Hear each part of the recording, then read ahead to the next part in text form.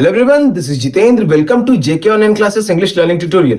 In this video, we are going to discuss 15 sentences of the words that starts with English alphabet W. इस video में हम लोग English alphabet W से start होने वाले words के 15 sentences को डिस्कस करेंगे. In the previous video, we have discussed 25 words that starts with English alphabet W. पिछले वीडियो में हम लोग इंग्लिश अल्फाबेट W से स्टार्ट होने वाले वर्ड्स के 25 वर्ड्स को डिस्कस किए थे along with their Hindi and English meaning both, उनके हिंदी और इंग्लिश मीनिंग के साथ में. If you haven't watched that video yet, then the link of that video will be provided in the description box as a playlist. अगर पिछला video आपने नहीं देखा है तो उसका लिंक आपको डिस्क्रिप्शन बॉक्स में दिए गए प्लेलिस्ट में मिल जाएगा. अगर आप उसे पढ़ना भी चाहते हैं तो उसे आप जेके ऑनलाइन क्लासेस के ऑफिशियल वेबसाइट www.jkonlineclasses.com पे जाके पढ़ सकते हैं. In this video we are going to discuss 15 sentences along with the Hindi meaning. इस वीडियो में हम लोग 15 सेंटेंसेस डिस्कस करेंगे.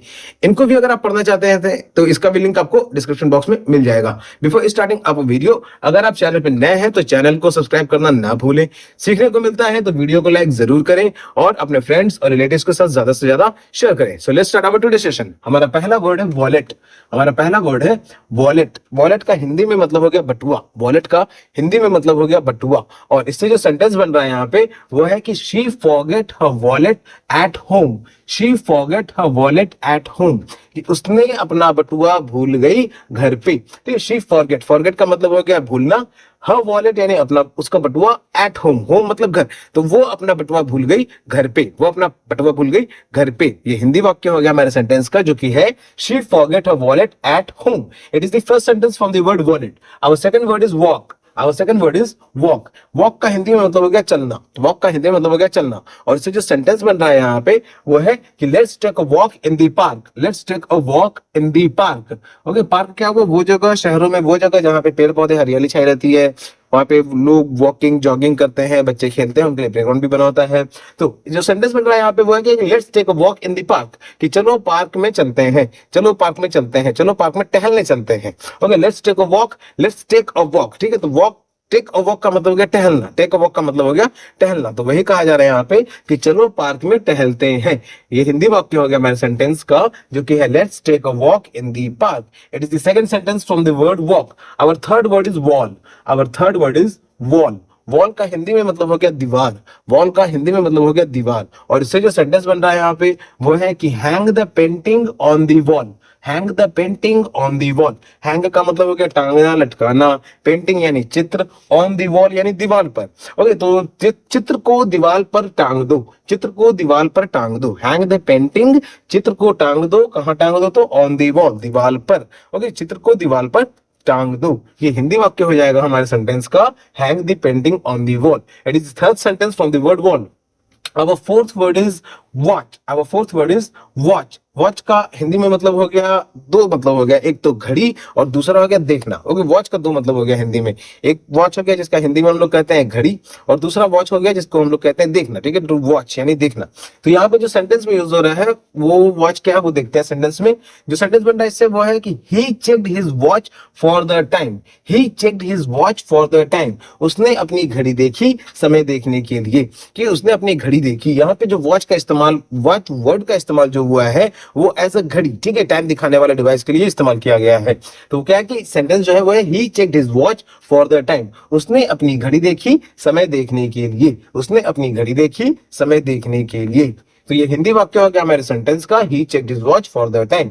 It was the fourth sentence from the word watch. Our fifth word is water. Our fifth word is water. Water का हिंदी में मतलब हो गया पानी. वाटर का हिंदी में मतलब हो गया पानी. और इससे जो सेंटेंस बन रहा है यहाँ पे वो है I always carry a bottle of water with me. I always carry a bottle of water with me. ठीक है, मैं अपने साथ हमेशा पानी की एक बोतल लेके चलता हूँ. ओके, I always carry, मैं ढोता हूँ, चलता हूँ. A bottle with a carry of bottle. ठीक है, एक with a bottle of water. Carry water नहीं, with a bottle of water. ठीक है, पानी के एक बोतल के साथ. तो I always carry a bottle of water with me. यानी कि मैं अपने साथ हमेशा पानी की एक बोतल लेकर चलता हूँ, या फिर मैं अपने साथ हमेशा एक पानी की बोतल रखता हूँ. ये हिंदी वाक्य हो गया मेरे सेंटेंस का, I always carry a bottle of water with me. It is the fifth sentence from the word water. Our sixth word is weather. Our sixth word is weather. weather का हिंदी में मतलब हो गया मौसम. weather का हिंदी में मतलब हो गया मौसम. और इससे जो सेंटेंस बन रहा है यहाँ पे वो है कि the weather is pleasant today. ठीक है, the weather is pleasant today. Weather का मतलब मौसम, प्लेजेंट का मतलब सुहावना, और टुडे का मतलब आज। ठीक है, तो ये आज का मौसम सुहावना है। ठीक है, the weather is pleasant today, ये आज का मौसम सुहावना है। प्लेजेंट का मतलब हो गया सुहावना, बहुत बढ़िया। ओके, और टुडे का मतलब आज, तो आज का मौसम सुहावना है। The weather is pleasant today, इसका हिंदी में हो गया कि आज का मौसम सुहावना है। It is the sixth sentence from the word weather. Our seventh word is web. Our seventh word is web. Web, web जाल हो गया। ठीक है, वेब का मतलब हो गया जाल। ठीक है, अब ये वेब जो कहाँ है, तो इसमें स्पाइडर के द्वारा बनाया जा रहा है। इस जाल को एक मकड़ी के द्वारा बनाया जा रहा है, एक स्पाइडर के द्वारा। ओके, तो वेब का हिंदी में मतलब हो गया जाल। अब इससे जो सेंटेंस बन रहा है यहाँ पे वो है कि the spider spun a web to catch its prey. The spider spun a web to catch its prey, कि मकड़ी ने एक जाल को बुना अपने शिकार को पकड़ने के लिए। The spider spun a web, spider मतलब मकड़ी, स्पन का मतलब हो गया बुनना, अ वेब यानी जाल को बुना, to catch its prey, catch का मतलब हो गया पकड़ना, और प्रे का मतलब हो गया शिकार। तो मकड़ी ने एक जाल को बुना अपने शिकार को पकड़ने के लिए। मकड़ी ने एक जाल को बुना अपने शिकार को पकड़ने के लिए। ये हिंदी वाक्य हो गया हमारे सेंटेंस का, जो कि है the spider spun a web to catch its prey. It was the seventh sentence from the word web. Our eighth word is wedding. Our eighth word is wedding. Wedding का मतलब हो गया शादी विवाह। ओके, वेडिंग का मतलब हो गया शादी और विवाह। अब इससे जो सेंटेंस बन रहा है यहाँ पे वो है they attended their friends wedding last week. They attended their friends wedding last week. ठीक है, दे यानी वे, उन्होंने अपने दोस्त की शादी को उपस्थित हुए पिछले सप्ताह। लास्ट वीक यानी पिछले सप्ताह। ओके, तो दे अटेंडेड, अटेंडेड मतलब उपस्थित होना। ठीक है, तो अटेंडेड देयर फ्रेंड्स वेडिंग, कहाँ उपस्थित हुए, तो अपने दोस्त की शादी में, फ्रेंड्स वेडिंग में, एट देयर फ्रेंड्स वेडिंग। अब कब हुए, तो लास्ट वीक यानी पिछले सप्ताह में। तो वो पिछले सप्ताह अपने दोस्त की शादी में उपस्थित हुए, या फिर वो अपने दोस्त की शादी में उपस्थित हुए पिछले सप्ताह। ठीक है, तो वो अपने दोस्त की शादी में उपस्थित हुए पिछले सप्ताह। ये हिंदी वाक्य हो गया हमारे सेंटेंस का, जो कि है they attended their friends wedding last week. It was the sentence from the word wedding. It was our eighth word. Our ninth word is week. Our ninth word is week. Week का हिंदी में मतलब हो गया सप्ताह। एक week हो गया, ये वीक जो है इसमें डबल ई का यूज किया गया है। ये वीक का मतलब हो गया सप्ताह, और एक वीक, दूसरा वीक सेम प्रोनाउंसिएशन है उसका, होमोफोन से। उसका हिंदी में मतलब क्या हो गया वो आप कमेंट बॉक्स में बताएं, और वो वीक का सही स्पेलिंग क्या है वो भी आप कमेंट बॉक्स में बताएं। अब इस वीक यानी सप्ताह से जो सेंटेंस बन रहा है यहाँ पे वो है I have a busy week ahead. I have a busy week ahead. ठीक है, मेरा आगे का सप्ताह बहुत ही बिजी है, बहुत ही व्यस्त है, होने वाला है। ठीक है, I have a busy week ahead. ठीक है, मेरा आगे का सप्ताह बहुत ही व्यस्त होने वाला है। I have a busy week ahead. ठीक है, इसका हिंदी में मतलब हो गया कि मेरा आगे का सप्ताह बहुत ही व्यस्त होने वाला है। ये हिंदी वाक्य हो गया मेरे सेंटेंस का, जो कि है I have a busy week ahead. It was the sentence from the word week. It was our ninth word. Our tenth word is weight. Our tenth word is weight. इस वेट का हिंदी में मतलब हो गया वजन। हिंदी में इसका मतलब हो गया वजन। अब इससे जो सेंटेंस बन रहा है यहाँ पे वो है कि she lifted the heavy weight with ease. She lifted the heavy weight with ease. ठीक है, उसने भारी वजन को आसानी से उठा लिया। ठीक है, लिफ्टेड का मतलब हो गया उठाना, और द हेवी वेट यानी भारी वजन, विथ इज यानी आसानी से। ठीक है, तो उसने भारी वजन को आसानी से उठा लिया। ठीक है, लिफ्टेड का मतलब उठा लेना, तो she lifted the heavy weight यानी उसने भारी वजन को उठाया, और उठाया तो कैसे उठाया, विथ इज यानी आसानी से। इज का मतलब हो गया आसानी से। ठीक है, तो उसने भारी वजन को उठाया आसानी से। She lifted the heavy weight with is, या फिर उसने आसानी से भारी वजन को उठाया। ये हिंदी वाक्य हो जाएगा हमारे सेंटेंस का, जो कि है she lifted the heavy weight with ease. This sentence has been made from the word weight. It was our 10th word. Our 11th word is welcome. Our 11th word is welcome. Welcome का हिंदी में मतलब हो गया स्वागत। Welcome का हिंदी में मतलब हो गया स्वागत। और इससे जो सेंटेंस बन रहा है यहाँ पे वो है कि they received a warm welcome from their hosts. Okay, they received a warm welcome from their hosts. They received a warm welcome यानी उनको एक क्या कहें, गर्मजोशी के साथ स्वागत किया गया। उनका स्वागत गर्मजोशी के साथ किया गया फ्रॉम देयर होस्ट। होस्ट का मतलब हो गया मेजबान। ठीक है, तो दे received a warm welcome from their host, तो उनको एक उनका स्वागत गर्मजोशी के साथ किया गया उनके मेजबानों की तरफ से। ठीक है, तो उनका गर्मजोशी के साथ स्वागत किया गया उनके मेजबानों के द्वारा। ठीक है, they received a warm welcome. ठीक है, उनका गर्मजोशी के साथ स्वागत किया गया फ्रॉम देयर होस्ट, उनके मेजबानों के द्वारा। ये हिंदी वाक्य हो जाएगा हमारे सेंटेंस का, जो कि है they received a warm welcome from their host. It was the 11th sentence from the word welcome. Now our 12th word is well. Our 12th word is well. Well का हिंदी में मतलब हो गया कुआं। ठीक है, वेल का हिंदी में मतलब होगा कुआं, और एक वेल का हिंदी में मतलब हो गया अच्छा। ठीक है, वेल उसको अच्छा भी कहते हैं, लेकिन यहाँ पे जो वेल है इसको एज अ कुआं यूज किया गया है। कैसे पता चला, वो सेंटेंस में देखेंगे। सेंटेंस जो बन रहा है इससे वो है कि दे drew water from the well, they drew water from the well. Drew का मतलब हो गया खींचना, वाटर का मतलब हो गया पानी, फ्रॉम द वेल यानी कुएं से। तो उन्होंने कुएं में से पानी निकाला, या उन्होंने कुएं में से पानी खींचा। ठीक है, दे ड्रू द वाटर, उन्होंने पानी खींचा। कहां से खींचा, तो फ्रॉम द वेल यानी कुएं में से। उन्होंने पानी निकाला, उन्होंने पानी खींचा कुएं में से। तो ये हिंदी वाक्य हो जाएगा हमारे सेंटेंस का, they drew water from the well. It was the 12th sentence from the word well. Our 13th word is well.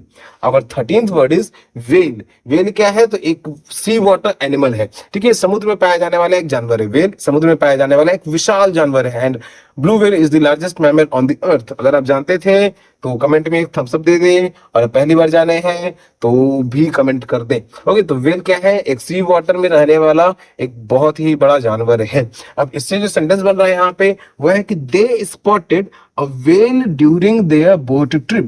They spotted a whale during their boat trip. ठीक है, तो उन्होंने एक वेल को देखा। स्पॉटेड का मतलब देखा, और मतलब वहां पे दिखा। ओके, अब कहाँ पे दिखा, तो ड्यूरिंग देयर बोट ट्रिप, जब वो बोट की यानी नाव की यात्रा करने गए थे, नाव पे यात्रा करने गए थे। सेंटेंस क्या है कि दे स्पॉटेड अ वेल, उन्होंने एक वेल को देखा। कहाँ देखा, तो ड्यूरिंग देयर बोट ट्रिप, वो जब वो नाव की यात्रा करने गए थे। ओके, तो जब वो नाव की यात्रा करने गए थे तो उन्होंने एक वेल को देखा। हिंदी के वाक्य में इसे उल्टा पुल्टा भी लिख सकते हैं, लेकिन वाक्य का मतलब सही रहना चाहिए। तो क्या इसका मतलब हो गया कि उन्होंने एक वेल को देखा जब वो बोट यानी नाव से यात्रा करने गए थे। तो ये हिंदी वाक्य हो जाएगा हमारे सेंटेंस का, they spotted a whale during their boat trip. It was the sentence from the word whale. It was our 13th word. Our 14th word is wheel. Our 14th word is wheel. Wheel का हिंदी में मतलब हो गया पहिया। Wheel का हिंदी में मतलब हो गया पहिया। और इससे जो सेंटेंस बन रहा है यहाँ पे वो है कि the cars wheel got punctured. The cars wheel got punctured.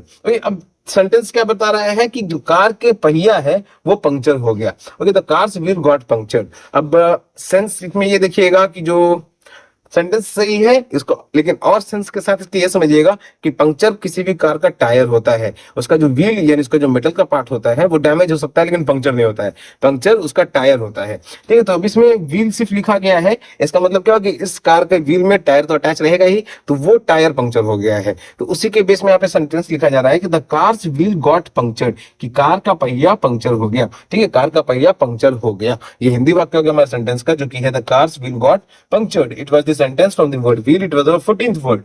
Our 15th word is whistle. Our 15th word is whistle. whistle का हिंदी में मतलब हो गया सीटी। whistle का हिंदी में मतलब हो गया सीटी। और इससे जो सेंटेंस बन रहा है यहाँ पे वो है कि the referee blew the whistle to start the match. The referee blew the whistle to start the match. Referee ने सीटी बजाई मैच स्टार्ट करने के लिए। ठीक है, the referee blew the whistle. Referee क्या है, वो जज है जो कि किसी मैच में डिसीजन देता है।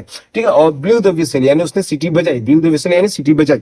अब सीटी बजाने के बाद क्या हुआ, तो स्टार्ट द मैच, उसके बाद मैच शुरू हो गया। तो रेफरी ने सीटी बजाई मैच स्टार्ट करने के लिए। ये हिंदी वाक्य होगा हमारे सेंटेंस का, जो कि the referee blew the whistle to start the match. Referee ने सीटी बजाई मैच स्टार्ट करने के लिए। सेंटेंस क्या है, the referee blew the whistle to start the match. This sentence has been made from the word whistle. It was our 15th word. There were altogether 25 words which had been discussed in the previous video. पिछली video में हम लोगों ने total 25 words discuss किए थे, and there are altogether 25 words whose sentences has been given on the website. Total 25 words के sentences आपको website पे मिल जाएगा। अगर उन टोटल 25 वर्ड्स के सेंटेंसेस को आप पढ़ना चाहते हैं तो उसका लिंक आपको डिस्क्रिप्शन बॉक्स में मिल जाएगा, या फिर आप उसे जेके ऑनलाइन क्लासेस के ऑफिशियल वेबसाइट पे भी जाकर के पढ़ सकते हैं। ओके, तो बिफोर एंडिंग आवर सेशन, अगर आप चैनल पर नए हैं तो चैनल को सब्सक्राइब करना ना भूलें। सीखने को मिलता है तो वीडियो को लाइक जरूर करें और अपने फ्रेंड्स और रिलेटिव्स के साथ ज्यादा से ज्यादा शेयर करें। JK online classes YouTube, Facebook, Instagram, WhatsApp channel भी है इसका। सभी जगह आप इसे लाइक, फॉलो, सब्सक्राइब जरूर करें ताकि आप लेटेस्ट अपडेट से अपडेटेड रहें।